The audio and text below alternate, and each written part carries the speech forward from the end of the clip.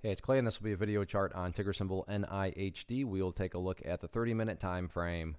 Real quick, what do I mean by 30-minute in case maybe you're new to charts? Instead of each one of these candlesticks here representing 1 day's worth of price action, which is what you would normally see, each one represents 30 minutes. So while this here may look like a couple weeks worth of time, it's actually just the past 2 days broken down into 30-minute time slices. I like you this time frame. Think does a good job of telling the quote-unquote story of the price, and then makes mapping out levels of support and resistance a bit easier to see.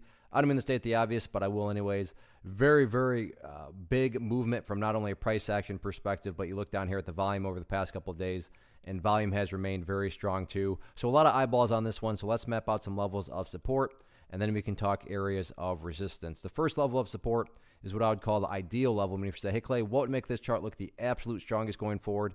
And that would be if the price can hold up above $1.10. Now, don't get me wrong. If the price falls below $1.10, I'm not saying the entire chart's ruined or anything like that. But yeah, if the price can manage to stay up above that level, that would certainly be a huge sign of power going forward.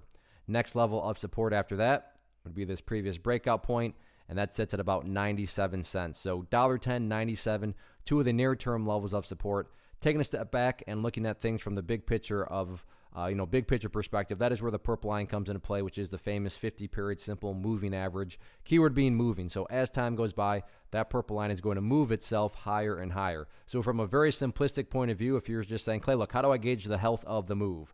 This right here being defined as quote unquote the move. Just watch the purple line. As that purple line moves itself higher and higher, as long as the price stays above it, then the bulls are in full control. The bulls are in full health.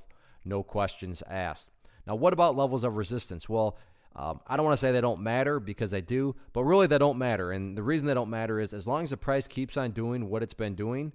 And what has that been? Well, just build higher bases. As long as the price keeps on building higher bases, or if you want to picture these as stair steps, then when you stop and think about it, from a literal perspective, okay, if the price keeps putting in higher lows, then the chart literally runs out of space on the chart and therefore has to go higher, aka break levels of resistance. So in other words, just focus on building these higher lows like it's been doing, staying up above that purple line, and everything else will take care of itself. So nice way to close last week, great way to start this week. So we'll see just how far the bulls can build upon this current momentum.